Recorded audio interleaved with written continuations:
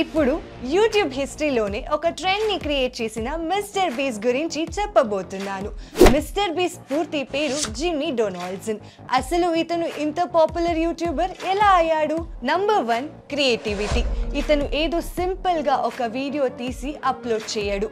చాలా క్రియేటివిటీని యూజ్ చేసి కొత్త కొత్త కాన్సెప్ట్స్ ని చూస్ చేసుకుంటాడు. ఇతని ఐడియాస్ కూడా చాలా యూనిక్ గా ఉంటాయి. ఇంతవరకు ఎవరు ఎక్కడ చేయని కాన్సెప్ట్ ని ఒక ఎక్స్పెరిమెంట్ వేలో చేసి ఆడియన్స్ ని అట్రాక్ట్ చేస్తుంటాడు. Number 2, generosity and philanthropy. తనకి వచ్చిన ప్రాఫిట్స్ లో నుండి ఎక్కువ మొత్తాన్ని జనాలకి పంచుతూ ఉంటాడు. అంతేకాకుండా కొన్ని వెల్ఫేర్ సొసైటీస్ కి డొనేషన్ గా ఇస్తూ ఉంటాడు. ఇదే మిస్టర్ బీస్ట్ ని జనాలకి మరింత దగ్గరగా చేసింది.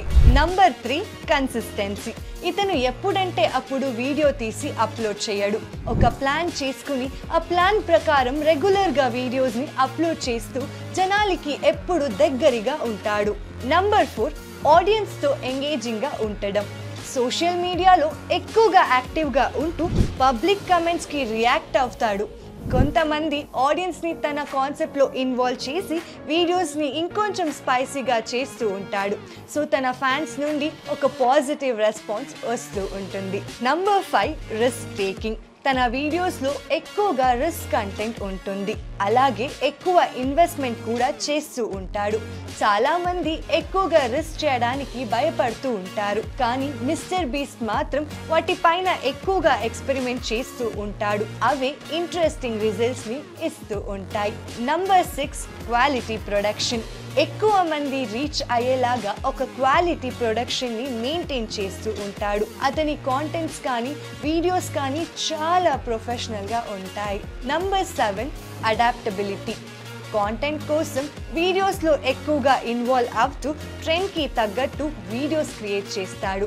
అన్ని రకాల ఆడియన్స్ని రీచ్ అవుతాడు. Number 8, team collaboration. Mister beast తన టీమ్తో అండ్ కొలీగ్స్తో కొలాబరేట్ అయ్యి వాళ్ళ నుండి మంచి సపోర్ట్ని తీసుకుంటూ ఒక పర్ఫెక్ట్ టీమ్ వర్క్ని చేస్తూ ఉంటాడు. Number 9, understanding the platform algorithms. యూట్యూబ్లో ప్రెజెంట్ ట్రెండ్ ఏంటి, ఎలాంటి వీడియోస్ని జనాలు ఎక్కువగా చూస్తున్నారు, యూట్యూబ్కి ఏ కాంటెంట్ ఇస్తే ఎక్కువ రీచ్ వస్తుంది అని రీసెర్చ్ చేసి వాటిని మాత్రమే చేస్తూ ఉంటాడు. Number 10, patience. యూట్యూబ్లో సక్సెస్ అవ్వాలి అంటే ఓపిక చాలా అవసరం. ఎన్ని వీడియోస్ చేసినా మంచి రిజల్ట్స్ రాలేదు అని చాలామంది డిసప్పాయింట్ అవుతూ ఉంటారు. కానీ మిస్టర్ బీస్ట్ మాత్రం రీచ్ వచ్చే వరకు తన జర్నీని కంటిన్యూ చేస్తూనే ఉన్నాడు. ఎక్కడ తన క్రియేటివిటీని కానీ హార్డ్ వర్క్ని కానీ వదిలిపెట్టలేదు. ఒకటి మాత్రం నిజం, ఒక క్రియేటర్ ఒక జర్నీ అనేది చాలా యూనిక్గా ఉంటుంది. అదే మన ప్యాషన్ని ఈ ప్రపంచానికి చూపిస్తుంది. ఆన్లైన్లో ఒక కాంటెంట్ ఎక్కువ మందికి రీచ్ అవ్వాలి అంటే ఎప్పుడు ఏదో ఒక కాంటెంట్ని క్రియేట్ చేస్తూ జనాలకి ఎప్పుడు దగ్గరగా ఉండాలి. అది చాలా ఇంపార్టెంట్.